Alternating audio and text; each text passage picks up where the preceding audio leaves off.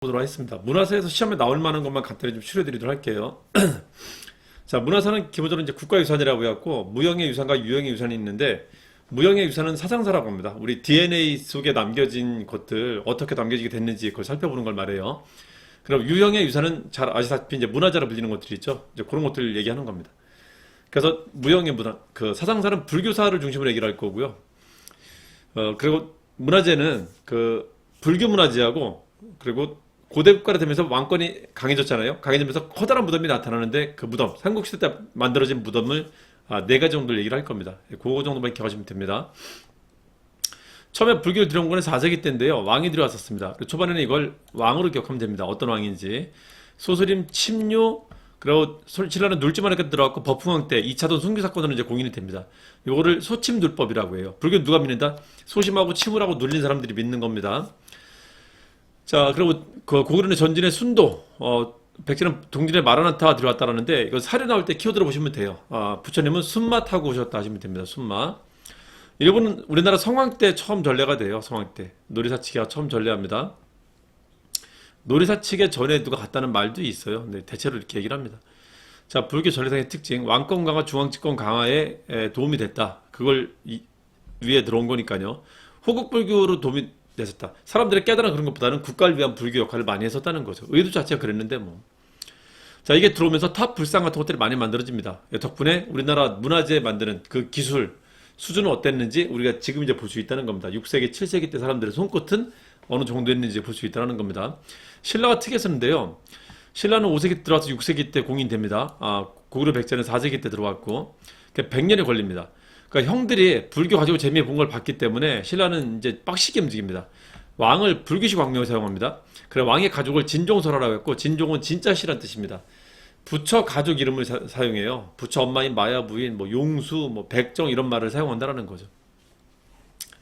자, 신라의 특징이다 이런 단어 나오면, 자, 그리고 들여온 건 왕이 들어왔지만 어쨌든 이제 스님들이 생긴단 말이에요. 스님들의 활동이 나타나는데 어떤 활동이 있었는가 보도록 합시다. 그 중에 제일 잘 나오는 게 멀리 전파한 사람들, 불교를 잘 전파한 사람들이 나오는데, 일본 간 사람들이 제일 잘 나와요. 일본 간 사람들. 그리고 신라 위주로 기록이 남다 보니까 신라 승려들 중에서 도움을 줬었던 승려들을 또 물어봅니다. 자, 이 당시 상황이 어떤 상황이었었냐면요. 자, 중원은 수나라가 통일하고 있었고요. 일본은 쇼토쿠 태자라는 그 태자가 등장해갖고 중앙집권화, 왕권 강화를 이제 처음 시도하고 있었습니다. 고대 국가에 시도하고 있었어요. 자, 근데 이 귀족들로부터 이제 왕권을 강화시키려고 하는 겁니다. 귀족들이 백제계 귀족들의 힘을 많이 가지고 있었어요. 그래서 백제 일변도의 외교를 다변화시키려 했었습니다. 그래서 고구려하고 도움을 청했었어요. 고구려는 마침 수나라가 통일하면서 되게 위기감을 느꼈단 말이에요.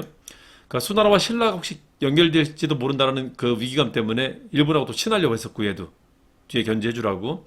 그래서 고구려 승려가 이때 많이 옵니다. 수나라 건국할 즈음에. 이때 오신 분이 혜자하고 담증이라는 분이에요. 자, 혜자가 가서 그 쇼토코 대자한테 이런저런 얘기를 해줍니다. 그러니까 말은 승려지만 사실은 외교적 책사 같은 역할로 갔던 겁니다. 그 쇼토코 태자의 스승이 되었다. 이걸 고혜자쇼라고 합니다. 고구려 혜자, 쇼토코 태자. 담증은 가갖고 그 법당에다 벽화를 그려두는데요. 이게 세계에서 가장 오래된 벽화 중에 하나입니다. 근데 최근에 40년 된가? 처음에 40년 된가 그때 미친놈 하나가 불 질렀어요. 그래갖고 일부는 소실됐습니다. 이거를 호류사 금당 벽화라고 합니다. 자, 그리고 신라는 원강하고 자장이 있어갖고요. 그 원강은 진표왕 때, 자장은 첫 번째 여자왕인 선덕여왕 때 그 왕권 강화나 호국불교에 영향을 줬었습니다. 원강은 화랑도한테 세소고개, 그리고 걸사표, 수나라에 군대 보내는 것. 원강이 수나라에 유학 갔다 왔었거든. 아는 사람이 있거든. 그래서 군대를 요청하는 글을 썼었습니다.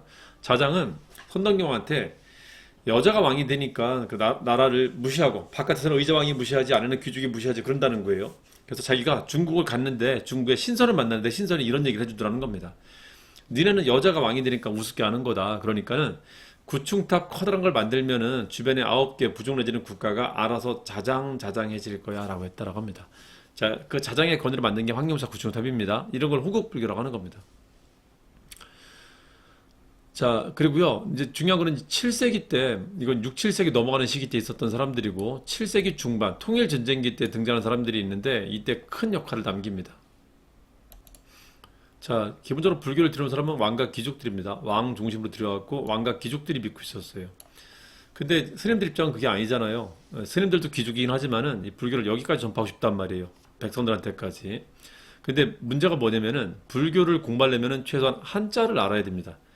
그 어려운 글자인 한자를 아는 사람은 당시 10%도 안 됐을 텐데 이 하루 벌어 하루 먹고 사는 백성들이 알 리가 없죠. 그러니까 이게 어려운 거예요. 경전을 읽어야지 말을 이해할 거 아니에요. 근데 이 원효의상, 효상이라고 합니다. 이 두 분이 획기적인 방법을 제시합니다. 경전을 읽지 않고도 불교를 믿을 수 있다는 방법을 제시해요. 그게 뭐냐면 주문과 암송을 알려줍니다. 예, 그걸 되게 쉬운 불교를 만들어갖고 대중화에 성공을 합니다. 그래서 이미 신라 때, 삼국시대 때, 그 통일전쟁기 때 불교가 대중사회까지 확산이 됩니다. 그 역할을 크게 남긴 사람이 효상이라고 하는 겁니다. 이 두 분은 아주 잘 나옵니다. 이거를 불교 대중화 운동, 불교 대중화에 성공했다라고 하는 겁니다.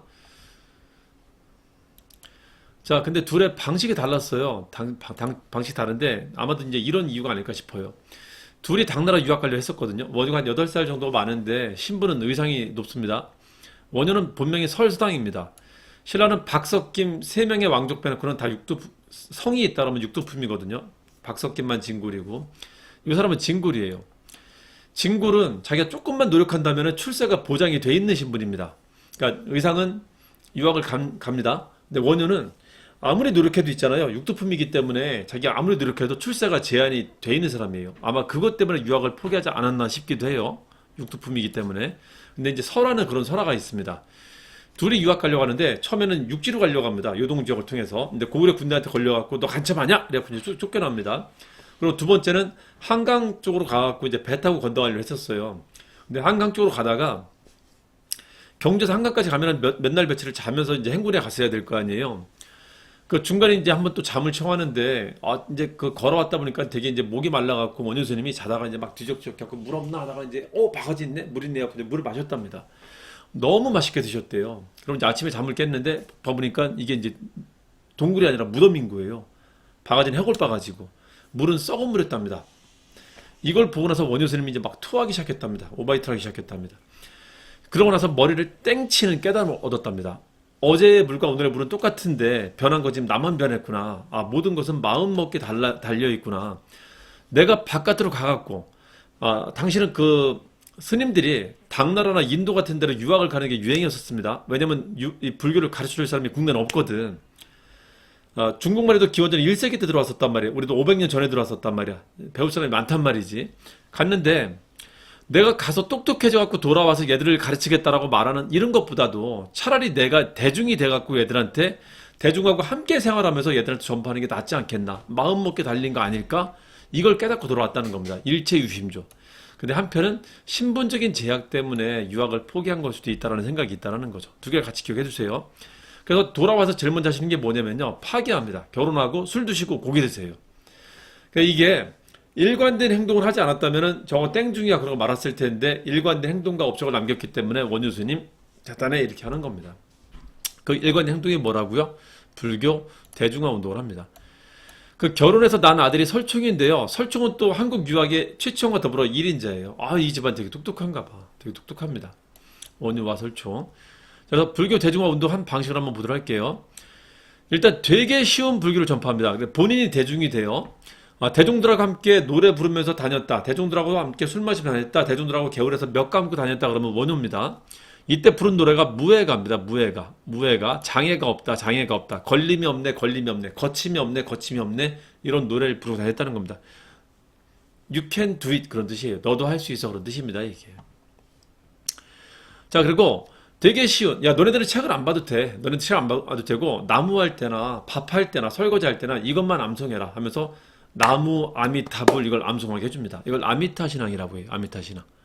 얼마나 쉬워. 이것만 하면 된다는데 책을 안 봐도 된다는데 퍼져나가는 거예요. 그래서 백성들한테까지.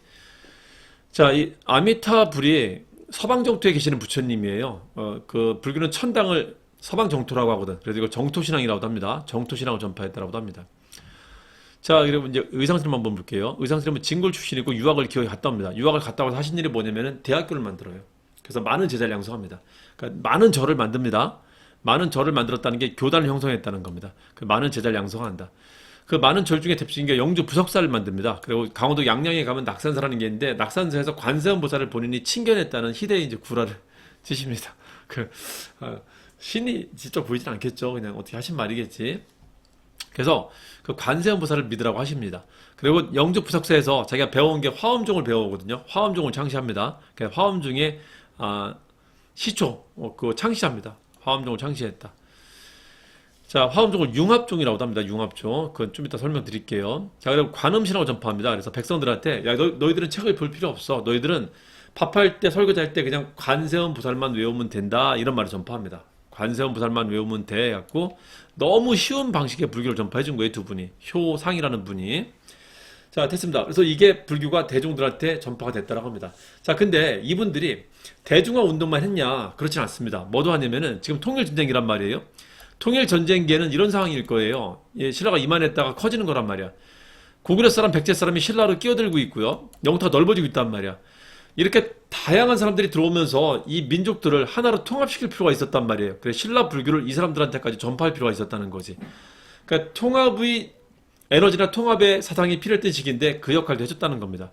원효 스님은 일심사상과 화쟁사상이라는 걸 전파해갖고 통합의 기운을 전달해주고요. 그러니까 이러니까 국가 입장에서 볼 때는 얼마나 예쁘겠어요. 국가에 지원을 해준단 말이야. 이 원효 스님과 의상 스님은 순수한 마음을 했겠지만, 그래서 태종의 딸과 결혼했다는 말이 있어요. 그 요석공주랑. 그게 이제 국가에 지원이 있었다는 말입니다. 그리고 부석사를 지을 때 거기 이게 경주가 아니라 영주까지 가고 하거든요. 그래서 이제 대중화 했다고 하는 겁니다. 경주에서 살아도 잘 살 수 있는 사람인데 굳이 지방으로 가서 한 겁니다. 갔는데 거기 지방 토호들은 자기 믿는 종교가 있으니까 웬 저리 하면서 방해했다라는 거예요. 거기에 중국에 유학 갔을 때 만났었던 선묘낭자가 있거든요. 선묘낭자가 의상스님을 이제 흠모했답니다. 10대의 선묘낭자가 40대 의상스님을 이제 흠모했답니다. 의상스님이 돌아올 때 못 만나니까는 바다에 몸을 던져갖고 용이 돼갖고 당신은 항해 기술이 발달하지 않았으니까 언제든지 배 타고 다 죽을 수 있단 말이에요. 그 백길을 지켜줬다고 합니다. 와, 근데 집착이 진짜 대단한가 봐요. 백길만 지켜준 게 아니라 이분이 절을 만드는데 거기까지 오신 거야. 반대하니까는 이분이 용이 돼갖고 나타나고 있잖아요. 돌을 한번 슬쩍 이렇게 들었다 놨다 합니다. 아무 말도 안 했대. 그것만 했대. 그러자 대모하는 사람들이 조용히 사라졌답니다. 그 이름을 부석사라고 지은 겁니다. 뜰부자 돌석사 해갖고. 그 선묘당자랑 관련된 전설이 있어요. 자, 그래서 그분이 이제 가서 배워온 게 화엄종인데 여기다 이제 화엄종을 개창하는데 화엄종 자체가 이제 융합종이에요. 하나 갖고 전체요, 전체가 곧 하나다. 그래서 이거를 정치인들이 활용하기에는 마치 전체주의처럼 활용할 수 있는 그런 논리를 제시해 준 겁니다. 모든 것은 상호 의존적이다. 그러니까 왕을 중심으로 다 따라라. 우리는 다 한 팀이다. 이런 걸 얘기하고 있는 겁니다. 자, 이거 덕분에 통합 논리도 잘 전개가 됐지 뭐예요. 그래서 지원을 받는다. 이때 용이 등장해갖고 뭐 돌을 띄웠다 어쨌다는 그 설화가 그게 뭐냐면은 누군가의 지원을 받고 있다는 그 이미지, 그거를 설화로 만든 걸 겁니다, 아마. 이건 태종 무열왕의 딸과 결혼했다는 것은 왕실이 지원을 받고 있다는 아마 그 이미지를 말하는 걸 것이고요. 자, 이분들은 책도 쓰는데요. 둘 다 굉장한 지식인들이거든요. 원효 스님이 쓴 책이 대승기신론도 금강산매경론인데 이걸 합치면 대금이라고 해요. 술 먹고 춤출 때 뭐 있으면 좋아요? 음악 있으면 좋잖아요. 뭐로 화음을 넣었대? 대금으로 화음을 넣었다는 거지. 자, 이번은 화엄일승 법궤도. 이건 외우기 쉽습니다. 화엄 중이니까. 자, 이 두 분이 제일 잘 나옵니다. 두 분 비교하는 거 잘 좀 기억해 주세요. 그리고 두 문자로 좀 알려드릴게요. 자, 그래 보시면은 원효 스님은 되게 유명한 사람입니다. 일본에도 원효 스님의 그 사상이 전달되고 중국에도 원효 스님의 책이 전달됩니다. 대승 기신론 금강산매경론이 중국에도 전달됐고 영향을 크게 줍니다. 그러니까 일본 불교는 아예 원효 스님을 빼놓고 얘기하기 힘들 정도로 영향을 많이 받고요. 그래서 일본 사람하고 중국 사람은 원효를 알아. 그러니까 일본 친구나 중국 친구가 이제 놀러 왔는데 이제 한국에 오니까 이제 원효 스님을 물어볼 수 있을 거 아니에요. 근데 우리가 정작 모르면 안 되잖아. 그래서 원효 스님은 우리가 뭔가라도 알아야 돼. 뭐든 좋으니까 아무 일화라도 좀 알려다오라고 하는 거지. 뭐든 알아야 되니까 대금으로 화엄 넣었다. 자, 의상 스님은 제자들을 많이 양성합니다. 그래서 부화교관을 만들었다 하시면 돼요. 부화교관, 부석사, 화엄종, 교단을 형성했다. 그리고 관음신앙, 부화교관했다 하면 됩니다. 자, 7세기고요. 8세기 때 스님으로 두 명이 유명합니다. 해초하고 진표라는 분이 있는데 해초는 책 때문에 유명합니다. 실제 인도까지 갔다 왔다는 기록이 남아있어요. 흔적이. 그래갖고 명확하게 이제 입증이 됩니다. 사실은 6세기 백제 성왕 때 겸익이라는 사람도 인도 갔다 왔다라고 하거든요. 근데 그분은 증거가 없단 말이야. 이분은 증거가 있고. 그래서 유명합니다. 해초는 초월에 갔다 왔다 하시면 돼요. 어디까지? 인도까지.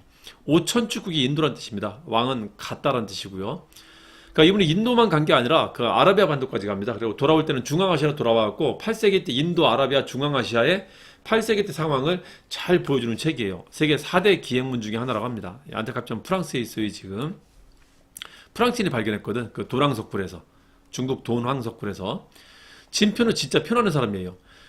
경도강 때쯤 되면은 신라가 이제 기울기 시작하는데, 신라가 기울 때쯤 되니까는, 백제 지역에 가갖고 백제 유민들을 자극해갖고 여기다 종단을 만듭니다. 그 자극하는데 미륵신앙을 전파합니다. 미륵신앙이라는 것은 저게 메시아 신앙이거든요. 지금으로 말하면 예수님 같은 존재입니다. 왜 여기 가서 메시아를 얘기하고 있을까? 하여튼 메시아 신앙을 전파하다가 여기서 법상종을 전파했다고 합니다. 법상종을. 그래서 경주에는 화엄종이 있고 전라도 금산사에는 법상종이 있어갖고 양대 종단이 만들어지게 됩니다. 진짜 표나는 사람이다. 뭐 딴 생각 있는 거 아니야? 백제계 유민들을 데리고 했다는 겁니다. 백제 유민들. 전라도 가서 했다. 그래서 경상도 종단과 전라도 종단이 생겼다. 그래서 백제 사람들 다시 뭐 일으키려고 했나? 라는 의심을 할 수 있다는 거죠.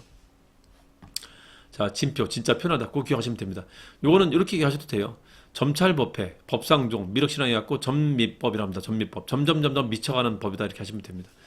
자, 지금 나온 스님들을 제가 두 문자로 간단하게 좀 알려드릴게요. 자, 해담원자가 효상 받아갖고 혜진으로 이름 바꿨다 하시면 됩니다. 해담원자, 효상, 혜진 하시면 됩니다. 자, 이분들이 7세기 전후한 시기 때, 이분은 이제 통일전쟁기 때, 7세기 중후반 때, 이분들은 8세기 때를 말합니다. 해담원자, 효상 받아서 혜진했다. 자, 봅시다. 자, 그리고 이제 또 하나를 좀 말씀드리도록 할게요. 자, 이렇게 해서 불교 대중화가 됐대. 근데 대중화가 계속 진행이 됐냐? 그렇진 않다라는 거죠. 원효 스님과 의상 스님이 있을 때는 이게 대중까지 전파가 됐는데, 기본적으로 불교를 하려면요, 기본적으로 불교는 지식인 위주의 종교일 수밖에 없어요. 경전이 있기 때문에. 경전에 나와 있는 한자를 해석할 수 있어야 되고요. 그리고 한자에 대한 뜻을 해석할 수 있어야 되는데, 그럼 웬만큼 지식이 있으면 안 된다는 거지. 그러니까 언제까지 주문만 외우고 있을 거야. 그래서 결국은 다시 귀족 중심 불교로 돌아가게 됩니다. 그러니까 원효 스님, 의상 스님 있을 때는 대중에 잠깐 깔짝 접근했다가 다시 귀족 중심 불교로 돌아가는 겁니다. 얘들이 접근하기 너무 어렵단 말이야, 불교는. 그래서 있잖아요. 이제 아예 혁신적인 이제 불교가 등장하는 겁니다. 이게 싫으니까. 요거를 책 보고 하는 불교라고 했고, 이거 이제 교종이라고 합니다. 책 보고 하는 불교, 교학 불교 교종이라고 합니다. 근데 이제 이런 사람이 등장한 겁니다. 책에 부처가 있어? 아닐 거라는 겁니다. 그러니까 이 사람들은 부처가 누군지를 모르니까 처음에 이제 부처는 이렇게 생겼다라고 하면서 불상 같은 것도 많이 만들고 불탁 같은 것도 많이 만들면서 대상을 만들었거든요. 바깥에 대상을 만들었고 그분들한테 이제 그 빌기 시작하는 겁니다. 부처님, 부처님 이러는 거예요. 저거 돌덩어리 아니야? 저거 나무덩어리 아니야? 저게 부처야? 아닐 거라는 겁니다. 부처는 어디에 있다? 너희들 마음속에 있다라는 겁니다. 이걸 찾아야 된다는 겁니다. 마음속에 내재하고 있는 불성. 이걸 깨달아야지 부처가 되는 건데 바깥에서 찾으려고 하면 안 된다는 거예요. 그런 집단이 나타나는데 그거를 참선하는 종파라고 해갖고 선종이라고 합니다. 이 교종은 기본적으로 귀족 불교다 보니까 도시불교란 말이에요. 꼴보기 싫으니까 이 사람들 지방에 가서 하는 겁니다. 지방에 가서 종단을 개창하는 거야. 거기서 참선만 하는 겁니다. 참선하면서 네 안에 불상을 보라는 겁니다. 바깥에 있는 건 다 가짜라는 거야. 책도 가짜요. 저 어려운 경전도 가짜요. 저 돌덩어리도 가짜라는 겁니다. 그리고 꾸준히 참선만 하면은 네 안에 불성을 깨닫게 될 것인데 그게 진짜라는 겁니다. 이걸 선종이라고 해요. 그래서 그게 교종이라는 그룹과 선종이라는 그룹이 이미 신라 때 다 나타나게 됩니다. 고대 때. 그래서 이 교종과 선종과 둘을 비교 한번 해볼게요. 자, 교종은 교학불교라고 합니다. 5개의 종단이 있었다라고 해요. 오교라고 하는데 사실 오교가 다 있었을까에 대해서는 의문을 가지고요. 적어도 화법은 있었다고 봐요. 화엄종과 법상종은. 선종은 구산이라고 합니다. 주로 산에다 만들어요. 9개 산문이 있었다고 합니다. 산문 혹은 참선하는 문파라고 해갖고 선문이라고 합니다. 이건 종단이 아니라 그냥 문파 정도입니다. 하대 유행했다. 하대. 자, 이거는 경전을 가지고 공부하는 거고요. 경전을 무시한다. 이론을 무시하고 참선하라고 합니다. 자, 그리고 이거는 처음 들어왔었던 불교는 중앙집권의 역할을 크게 했었던 거고요. 얘는 지방 호족과 연결됩니다. 지방에서 활동하니까. 이게 탑불상 같은 부처의 상을 많이 만들었다면 가짜라고 봐요. 조형미술이 여기는 쇠퇴합니다. 대신에 부처의 상징은 안 만들지만은 자기 선배 승려가 죽었을 때 선배 승려의 살이 모시는 탑은 만들어요. 성탑은 또 발달합니다. 이게 하대의 일이다라는 걸 기억하시면 됩니다. 자, 이거 덕분에 지방 호족들이 자기 신도들을 많이 만드는데 세력을 키우는데 선종이 되게 큰 역할을 합니다. 자, 발해불교는 상경 도성토에 10개 이상의 큰 대형 절터가 발견됐다. 이 정도만 보시면 됩니다. 자, 그리고 이제 불교가 남겼었던 그 불교 문화재들 좀 보도록 할게요. 불상, 탑 같은 것들. 그림으로 형성 한번 해봤는데요. 우리가 사찰길 들어갔고 사찰을 딱 들어가면 접할 수 있는 불교 문화재들 한번 적어본 겁니다. 그림 실력에 대해서는 얘기하지 마시고요. 형상만 좀 봅시다. 딱 들어가면 볼 수 있는 게 사찰 건물을 볼 수 있을 거예요. 법당을. 근데 안타깝게도 법당 건물은 남아있는 게 한 개도 없습니다. 목조 건축물은. 자, 법당 안에 부처님이 있을 겁니다. 불상. 요거는 볼 겁니다. 자, 사실은 부처를 상징하는 게 불상이 아니라 불탑이었었어요. 이 탑. 요 두 개가 부처를 상징합니다. 요 두 개 남아있는 것들을 위주로 공부할 겁니다. 자, 그럼 부처와는 관계가 없지만요. 불교의 조형물로 또 나타나는 게 있어요. 스님들이 죽으면 스님들께 사리를 모셔두는 곳이 있는데 그걸 성탑이라고 합니다. 요것도 얘기할 건데 이거는 이름까지는 안 할게요. 그냥 성탑이 있었다 정도만 할게요. 자, 그리고 교회나 절이나 예배를 드리는 곳이기 때문에 이게 시간을 관장하는 곳이에요. 그래서 때가 되면 예배 시간을 알려주는 종이 있습니다. 종이 있습니다. 가끔 물어봐요, 가끔. 밤이 되면 어두워지잖아요. 여기 불 켜는 가로등이 있습니다. 석등이라는데 돌로 만든 등이 있어요. 요런 것들 좀 보도록 하겠습니다. 요런 것들 남아있는 게 있으면은 그것 좀 기억을 해주시라. 이거를 고대 문화재라고 할 겁니다. 자, 삼국시대는 탑이 딱 3개 남아 있습니다. 3개만 암기하면 돼요. 되게 많은 건 내는 것 같은데 이게 3개 가지고 계속 돌려내는 겁니다. 이게 제일 잘 나와요. 자, 그리고 황룡사 탑은 남아있는 건 아닌데 이게 의미가 있어갖고 이것까지 이제 가끔 물어봐요. 여기까지 하면 이제 4개를 기억하면 되는 거고, 불상은 고구려 백제 신라 각각을 대표하는 불상 하나씩 기억하시면 됩니다. 그래서 3개 기억할 거고, 삼국 공통으로 만든 게 있는데 이걸 미륵보살 반가 사유상이라고 합니다. 자, 그리고 이제 통일 이후가 되면은 앞에보다는 최초의 것이 중요하지 뒤에는 좀 조금씩 덜 중요해집니다. 여기는 기억해야 될 게 한 4개 정도가 있습니다. 4개. 그래서 이 4개 정도의 탑을 좀 기억을 할 겁니다. 그리고 승탑은 이 지붕돌 밑에가 팔각형인데 팔각형 나오면 승탑이다 하시면 되고, 이게 하대 때 처음 나타났다. 그 정도 기억하시면 됩니다. 하대 때 선종 발달하면서 발달한 것이다. 이거는 그 정도만 기억하면 돼요. 자, 그리고 불상도요. 불상 남북국은 요거 한 2개 정도만 기억하면 됩니다. 그리고 발의 불탑은 딱 하나 남아있어요. 운전에 남아있는 게. 요까지 하면 남북국 탑은 5개라고 기억하시면 됩니다. 한 요거 정도로 한번 보도록 할게요. 요거 정도를. 자, 요 탑 3개를 뭐라고 하냐면요. 미정이가 분했다라고 합니다. 미정이 분했다. 미정이는 백제 여자예요. 백제탑 2개랑 신라탑 1개가 남아있습니다. 고구려탑 남아있는 게 없고요. 그래서 미륵사탑은 가장 오래된 석탑이다. 현재 최고의 석탑이다. 그리고 목탑은 뚱뚱하고 석탑은 그냥 이미테이션이기 때문에 날씬하게 올라가는데 얘는 석탑에도 불구하고 뚱뚱하게 올라갔다는 거죠. 목탑은 나무 구조물이 찬찬히 올라와야 되기 때문에 밑에를 되게 넓게 지어야지 올릴 수 있단 말이에요. 그래서 목탑에서 석탑으로 넘어가는 과도기 탑일 것이다. 그리고 석탑 중에서는 제일 빠를 것이다. 같은 말이죠. 그렇게 씁니다. 목탑, 석탑, 목탑 형식을 그대로 간직한 석탑이다. 요거 최근에 발굴했었는데 이 안에서 이 사리기가 나옵니다. 탑에는 사리기가 있어요. 그 사리기와 사리봉안기라는 기록도 나왔습니다. 한 200글자나 되는 기록이. 여태까지 이거 무왕이 만든 건데, 여태까지 무왕의 와이프는 진평왕의 딸인 선화공주로 봤었는데요. 여기는 백제 사택적덕의 딸로 나옵니다. 사택적덕의 딸, 사씨의 딸로 나옵니다. 그래서 이거 우리가 알고 있는 거랑 다른 건가 하는 그 생각을 하게 했었습니다. 미륵사는 탑이 3개가 있거든요. 그래서 그 중에 하나가 이제 왕비가 한 거고, 선화공주가 취조한 탑도 있겠지 하고 그냥 유야무야 일단 지나갔습니다. 자, 정림사지 석탑은 이거 지역이 되게 잘 나오는데요. 이건 무왕이 익산으로 천도하려고 하면서 동양 최대의 사찰을 만든 거였었습니다. 그 무왕이 만든 거고, 요거는 부여에 있습니다. 부여 정림사지 석탑은. 그 나당연합군이 백제를 멸망시킬 때 사실은 그 부여하고 공주 정도만 점령한 거였었잖아요. 그리고 소정방이 여기다 낙서해놓고 가요. 그래서 이걸 평제탑이라고 불렀습니다. 백제를 평정했다는 낙서해놨거든. 자, 신라는 유일하게 하나 남아있는데 이 분황사 모전석탑이라고 합니다. 모전석탑은 석탑이에요. 벽돌을 모방했다는 겁니다. 삼국시대는 벽돌탑 없어요. 가끔 이거를 전탑으로 틀리게 냅니다. 석탑이라는 거 기억하시면 되고, 신라에서는 가장 오래된 탑이다. 그 정도만 기억하면 됩니다. 황룡사 구축목탑은 자장의 건의를 했다는 정도만 아시면 돼요. 이것도 백제 장인이 만듭니다. 아비지라는. 자, 됐고요. 불상 한번 볼까요? 불상. 연가 7년명 금동열의 입상. 한 30cm도 안 되는 작은 불상인데 광배가 온몸을 감싸고 있다. 이걸 특징으로 보시면 됩니다. 고구려 불상이고요. 자, 백제 서산 마애불은 그냥 자연 돌을 깎아갖고 거기서 만든 걸 말해요. 네, 백제 불상이고요. 이거 백제 미소라고도 하죠. 경주 베리석불이라고 하거나 베리 삼존불이라는 게 있어요. 이것도 가끔 나옵니다. 각각 대표하는 게 하나씩 있다. 그리고 금동 미륵보살 반가 사유상은 삼국 공통으로 만드는데 이건 또 일본에 전해졌다는 거. 일본은 나무로 만듭니다. 우리는 금동으로 만들고. 그 목조 미륵보살 반가 사유상이 있는데 일본은 그게 일본의 국보 위륵격입니다. 일본은 뭐 국보 시리얼 넘버가 없긴 하지만 국보 위륵격이에요. 네, 그 정도 기억하시면 됩니다. 그 유럽의 유명한 실존주의 철학자가 있죠. 이걸 보고 나서 일본 열도하고 이거하고 선택한다면 이걸 선택한다고 할 정도로 되게 감명을 받았다라고 합니다.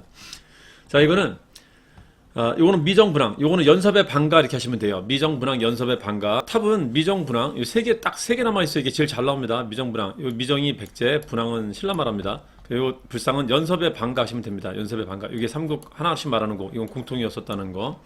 그리고 통일신라의 탑은 간불안 진전하시면 돼요. 통일이 되는데 점점 불안해지는 거. 또 뺏기지 않을까. 근데 그게 점점 진전되다가, 영광이야, 이제.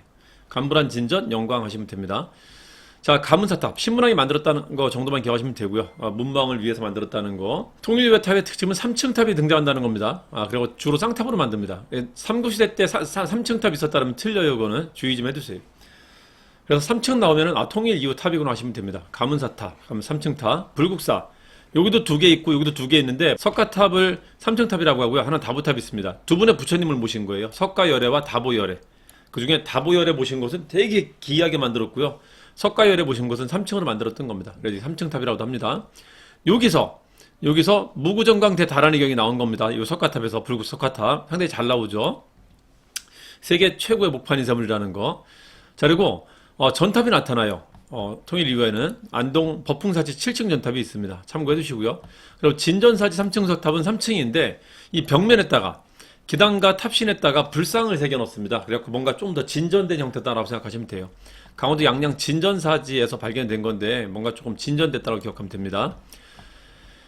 자, 그리고 통일 이후 만들어진 불상은 석굴암 본尊부라고 그럼 발에 이불병자상이라는 게 있습니다. 석굴암 이불 덮었다 하시면 돼요. 이불병자상 상당히 잘 나옵니다. 이것도 잘 나오는데 이제 엑스트라로 나오는 편이 많아요. 그리고 발의 석등은 발의 대표 유물로 나와요. 요 세 개를 발의 지표 유물로 보세요. 정해공주묘 거기에 나온 돌사자 요것까지 해갖고 발의 대표 유물로 보시면 됩니다. 이걸 제시하고 어느 나라냐 가끔 이렇게 내기도 합니다. 발의 석등은 광개도장 능비처럼 큰 겁니다. 한 6m 정도 되는 겁니다. 불교만 들어온 게 아니라 불교 외에 유학, 도교, 풍수리 같은 것도 삼국시대 때 들어옵니다. 그 얘기도 조금만 해볼게요. 그러니까 유학자 중에는 유명한 4명의 유학자가 있는데 가끔 시험에 나옵니다. 그 사람이 강수, 설총, 김대문, 최치원이 있는데 4명을 비교할 수 있으면 됩니다. 강수는 외교문서를 잘 지었다는 게 유명합니다. 무열한 문무왕 때 통일전쟁기 때 당나라하고 편지 주고받는 것들을 강수가 써줬다고 합니다. 설총은 이도를 정리했다라고 하고요. 원효 아들입니다. 그리고 신문왕한테 화한계를 지어줬다고 합니다. 이거 왕을 훈계하는 글인데 총명한 사람이 하는 거지 아무나 하면은 잘못하면 죽습니다. 그러니까 총명한 사람이 했다 하면 됩니다. 자, 김대문은 김씨, 진골이에요, 진골. 진골 출신인데 신라 역사나 신라 지리지 같은 거, 역사책이나 지리지 같은 걸 많이 썼었어요. 그래서 계림잡전, 신라 역사, 화랑세기, 화랑역사, 한산기는 이제 한산 지역의 지리지 같은 겁니다. 이런 걸 주로 씁니다. 그래서 김대문 책이냐 최치원 책이냐를 가끔 바꿔서 냅니다. 최치원은 제일 유명한 게 당나라에서 관리 생활할 때는 황소의 난이 벌어지는데 그 황소의 난을 물리치는 격황소서라는 글을 썼다는 거랑 돌아와서 진성경한테 개혁책을 제시하는데 시무십주라는 글을 제시합니다. 여기 아마 신라를 이제 개혁하기 위해서 여러 가지 글들을 쓰는데 여기 아마 과거제도, 당나라처럼 우리도 과거제도 실시합시다라는 글을 썼을 거라고 봐요. 남아있지 않았고 무슨 글인지 알 수는 없지만은 그런 유형의 글을 썼을 거라고 봅니다. 근데 받아들여지지 않자 이제 낙향이 갖고 떠돌이 생활을 합니다. 자, 이 사람은 썼던 책이 개원필경하고 제왕연대력 같은 게 있어요. 제왕연대력은 황제와 왕의, 그러니까 중국과 우리나라의 역사를 연대표처럼 이렇게 써놓은 걸 말하는 거고요. 남아있지 않았고 내용을 알 수 없습니다. 아깝습니다. 이게 남아있었으면은 역사를 보고 나는데 상당히 도움이 됐었을 텐데 없습니다. 자, 개원필경 같은 것도 있다. 그리고 비석 같은 걸 많이 만들어요. 자, 참고해 두시고요. 자, 도교하고 풍수리는 간단하게 우리나라에 들어왔다는 증거 정도만 말하면 됩니다. 그래서 이게 도교 증거의 대표적인 사례입니다. 제가 편하게 알려드릴게요. 도교는 부처님 빼고 예수님 빼고 뭔가 신격화시키는 게 있으면 다 도교라고 보시면 돼요. 도교의 범위를 아무도 몰라요. 철학가에서도 모르고 한국사과에서도 모르고 그냥 대충 그렇게 판단합니다. 그래서 사신도 가장 잘 나온 대표적인 사례입니다. 사신도는 신격입니까? 인격입니까? 신격이죠. 그럼 도교예요. 그리고 조형물에서는 산을 새겨놓은 게 있다 그러면은 그 산이 그냥 메칼없이 새겼을 거라고 보질 않아요. 신선들이 사는 산을 새겼을 거라고 해석을 합니다. 그래서 도교라고 봐요. 금동대양로. 이거 처음에는 복례산 향로라고 했었어요. 산이 있습니다. 산수문전. 산과 물, 무늬를 새긴 벽돌이라는 뜻이거든요. 이 도교의 흔적입니다. 사택지적부터 도교의 흔적으로 보기도 합니다. 인생부상 같은 걸 읊었다는 그 내용 때문에. 그러니까 이거를 금산사라고 합니다. 금산사. 도금산사라고 합니다. 도금산사. 도교까지 하면은 자, 그렇게 기억하면 되고요. 풍수지리는 도선이 들어갔다는 걸 기억하시면 됩니다. 풍선이라고 하면 됩니다. 풍선. 그리고 지방 호족들과 연결됐다라는 거지. 그래서 이 풍수지리는 땅의 기운이 성세가 있다라는 거예요. 그래서 서울이 항상 서울이 아니라 어디든 서울이 될 수 있다라는 겁니다. 터의 기운이 좋아지면 혹은 서울이 터의 기운이 나빠지면 서울이 아닌 곳이 될 수도 있다라는 거예요. 그래서 지방 호족들한테 너도 할 수 있어! 라는 자신감을 심어준 대표적인 사상이 풍수지리였다라고 합니다. 자, 이 정도만 봅시다. 자, 이제 두 번째 무덤을 한번 보도록 할까요? 고분. 중앙집권적 고대국가가 만들어지면서 갑자기 왕릉이 커졌어요. 그래갖고 이게 그 삼국시대를 대표하는 되게 대표적인 문화유산이 됐습니다. 자, 일단 청동시대 때부터의 무덤 양식을 좀 보자면은 북쪽 지방은 좀 추우니까 매장하기 힘들어갖고 위에다 돌을 쌓아갖고 만든 게 있었습니다. 이걸 돌무지 무덤, 적석총이라고 하는데 이게 무덤이라는 것은 죽은 자를 기리는 공간이고 또 죽은 자의 그 시신을 훼손하는 것을 막는 역할을 했었단 말이에요. 기리는 공간이다 보니까는 여기에 기단을 쌓기 시작한 거예요. 돌무지에다가 하나, 둘 쌓다가 나중에 이 위에까지 다 덮게 된 겁니다. 이렇게 발전한 게 계단식 적석총입니다. 계단식 돌무지 무덤. 자, 그리고 남쪽 지방은 좀 따뜻할 거 아니에요? 한강 이남 지역은. 남쪽 지방은 땅을 파갖고 딱 관을 집어넣어갖고 이제 사람을 묻었었는데 때로는 그걸 덧관을 씌우기도 했었어요. 관을 두 개 씌우는 걸. 관을 널이라고 합니다. 그래서 그걸 덧널이라고 하는데 뜬금없이 이런 게 나타난 겁니다. 요 널도 가급적 지상 위로 올라오고요. 그 위에다가 돌을 잔뜩 쌓아 올려갖고 만듭니다. 돌을 잔뜩 쌓아 올려서. 그래서 덧널과 돌무지가 같이 들어간 무덤이 나와요. 돌무지 덧널이라고. 그 겉에는 이제 흙을 덮고요. 그 이런 형식이 나타납니다. 이게 나타나는 게 신라입니다. 따뜻한. 근데 백제에 보면 한강 이남이잖아요. 여기 따뜻한 데잖아. 근데 여기는 계단식 적석이 나타났단 말이에요. 그러니까 이걸 봐서는 이 사람하고 이 사람하고 연관이 있겠구나라는 걸 추정할 수 있게 해줘요. 그래서 이건 서울입니다. 서울 석촌동 고분군에 나타난 계단식 적석총은 백제 건국자가 고구려 유민임을 보여준다. 고구려 개토임을 보여준다는 게 하나의 중요한 점이고요. 자, 두 번째 5, 6세기 이건 초기 무덤입니다. 5, 6세기로 접어들면은 신라는 시기 구분할 때 왕으로 구분합니다. 거차 이마 왕이라고 해갖고 마리깐 시대 때 왕권이 강해지면서 거대한 무덤이 등장하는데 이게 이제 그 거대한 무덤입니다. 덧널 냈다가 돌 덮고 흙까지 씌워갖고 되게 크게 만듭니다. 요거는 경주에서만 나타나요. 신라에서만. 그래서 신라 고유한 묘제라고 하는데 아마도 이 덧널이 있는 것은 남쪽 지방이라는 걸 보여주고요. 돌무지라는 것은 위쪽 지방 사람들이 내려와서 묻힌 게 아닌가. 여기 위치는 남쪽이요. 사람은 위쪽 사람이다. 그걸 보여주는 게 아닌가 보기도 합니다. 두 개가 절묘하게 조화되어 있다는 걸 기억하시면 됩니다. 그리고 이 무덤의 특징은 통로가 없다라는 거예요. 유일하게. 들어갈 수도 없고 나갈 수도 없습니다. 나갈 수 없다는 게 도굴이 안 된다는 거고요. 들어갈 수 없다는 게 합장이 안 된다는 겁니다. 대부분 한 명씩 묻혀 있어요. 이건 구조상. 나머지는 다 통로가 있어갖고 도굴도 되게 쉽고요. 합장이 가능합니다. 자, 그리고 벽돌 무덤이 나타나는데 벽돌 무덤은 전형적인 중국식입니다. 그래서 이건 중국 영향 받은 무덤이라고 합니다. 이거는 공주에만 있어요. 자, 백제는 시기를 구분할 때 수도를 가지고 구분하는데 한성시대, 웅진시대, 사비시대라고 하죠. 공주 웅진시대의 왕릉급 고분군이 어디에 있냐면요. 송산이라는 곳에 있어요. 공성이라고 하는데 공주 송산리 고분군에만 벽돌무덤이 있어요. 삼국시대에는. 그러니까 벽돌무덤 뜨면 위치를 자주 물어봅니다. 공주예요. 그래 부여는 능산이라는 곳에 왕릉급 고분군이 있습니다. 거기를 능산리 고분군이라고 하는데 이건 부릉부릉이랍니다. 부여는 능산리, 공주는 송산리. 여기만 두 개의 벽돌무덤이 있다. 이걸 봐서는 중국 영향을 받은 것을 알 수 있다는 게 제일 중요합니다. 중국 남주 영향. 그래서 6세기 접어들면은 다시 백제가 중국과 교류를 하고 있구나라는 걸 그냥 불 보듯이 뻔히 보여줍니다. 자, 그리고요. 6, 7세기에 이제 말기쯤 가면은 삼국시대 말기쯤 가면 뭐 나타나냐면요. 골식 돌방 무덤이 나타납니다. 통로가 있어요. 사람이 드나주신 통로가 있고 그리고 돌로 만든 방이 있습니다. 한 개 내지는 두 개 있어요. 원룸 투룸입니다. 살아생전에 집처럼 만들어요. 그래서 여기는 인테리어랍니다. 집처럼 만들어갖고. 그 인테리어가 벽화인데, 벽화가 있다는 게 굉장히 중요합니다. 시험에 잘 나오고요. 그래서 벽화 있는 무덤은, 요거는 이제 유행을 합니다. 한국 다. 심지어 가야도 만들어요. 그래서 굴식 돌방 무덤은 고구려 백제 신라 가야 다 만들고, 고구려 백제 신라 가야 다 벽화가 있었다는 걸 기억하시면 됩니다. 굴식 돌방이라고 벽화 다 만드는 건 아니에요. 당시에 물감이 되게 비쌌기 때문에 그것도 이제 그 돈이 많거나 좀 신분 서열이 높은 사람들만 했을 겁니다. 아마도. 하여튼 여기에 이제 벽화가 있다라는 겁니다.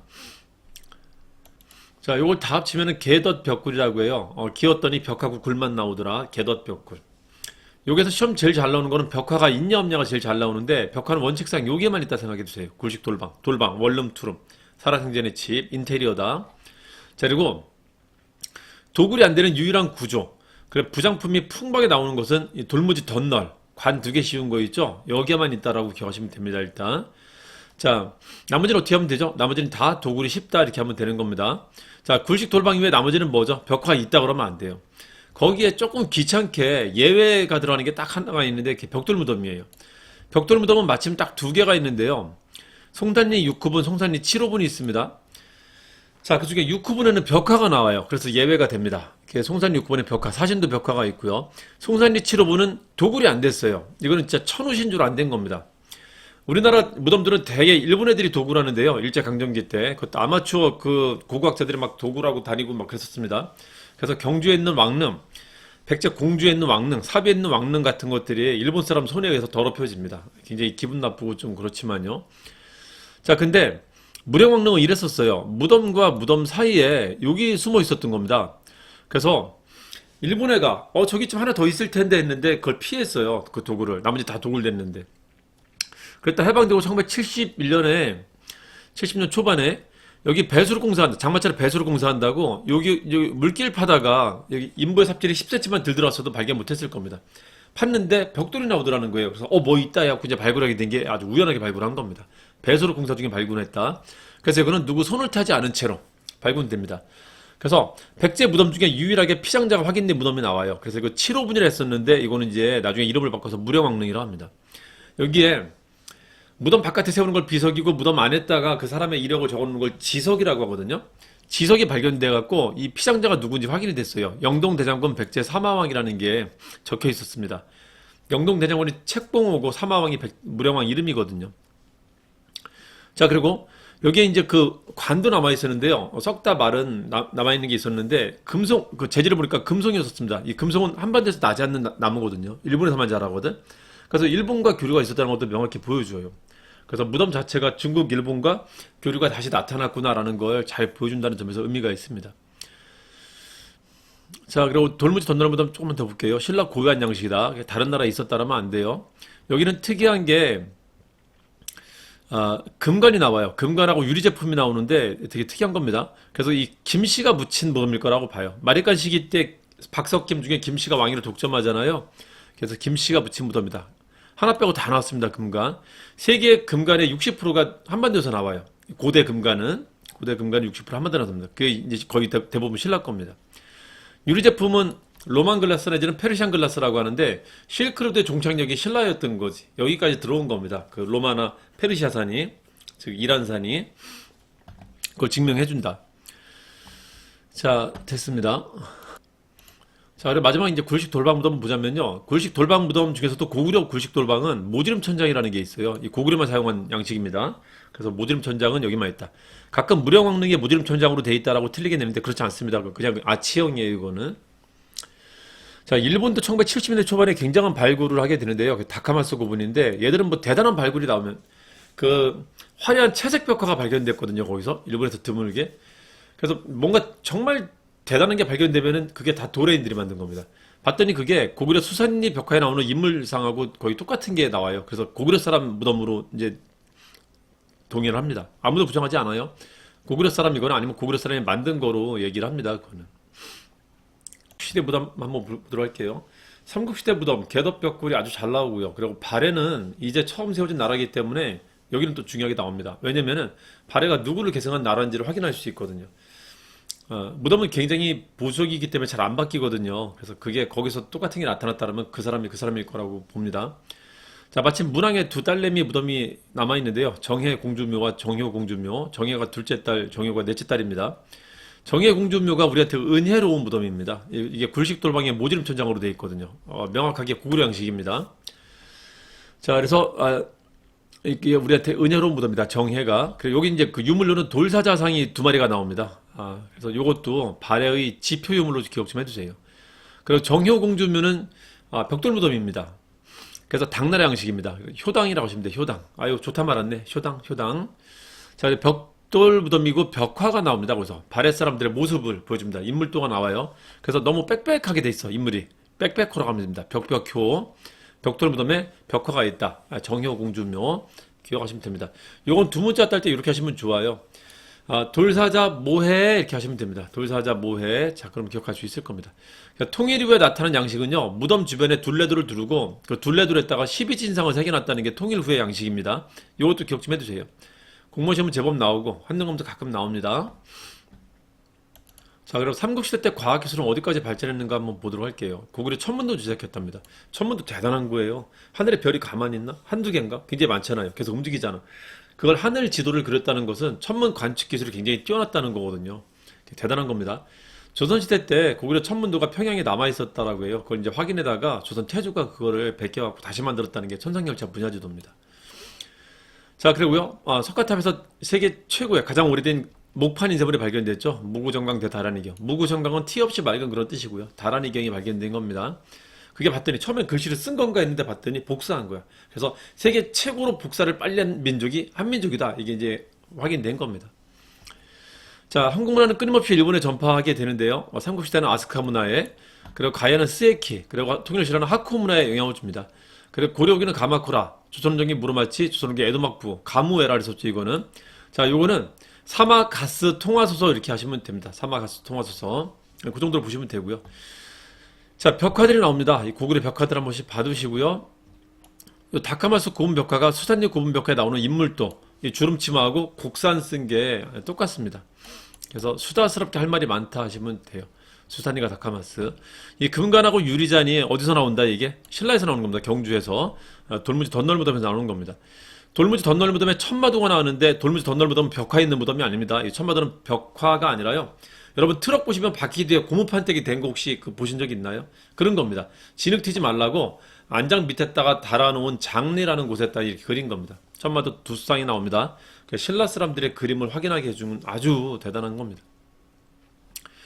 이게 황금부검인데 이것도 이제 서역 사람들이 쓰던 거였었어요. 이게 진짜 개 뜬금없이 여기서 나온 겁니다. 그래서 서역과의 교류를 보여주는 것 중에 하나입니다. 유리하고 이게. 자, 이게 발에 돌사자랑 가끔 바꿔서 냅니다. 돌사자는 진짜 사자처럼 영맹하게 생겼고요. 다리 쭉 피고 이렇게 있고요. 얘는 그냥 꽃돼지 같아요. 이름이 뭔지 몰라 그냥 석수라고 합니다. 돌짐승이라고. 혹은 무덤을 지킨다 해서 진묘수라고 합니다. 발에는 명확하게 돌사자라고 쓰고 있고요.